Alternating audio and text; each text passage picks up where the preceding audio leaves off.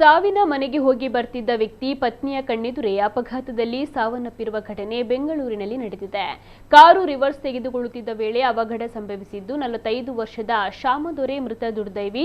ಹೆಂಡತಿ ಕಣ್ಣ ಮುಂದೆಯೇ ಗಂಡನ ಪ್ರಾಣ ಹೋಗಿದ್ದು ಪತ್ನಿ ಆಕ್ರಂದನ ಮುಗಿಲು ಮುಟ್ಟಿದೆ.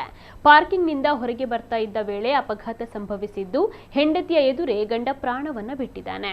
ನನ್ನ ಕಣ್ಣೆದುರೇ ಗಂಡನ ಪ್ರಾಣ ಹೋಯಿತು ಎಂದು ಪತ್ನಿ ಕಣ್ಣೀರಿಟ್ಟಿದ್ದಾರೆ.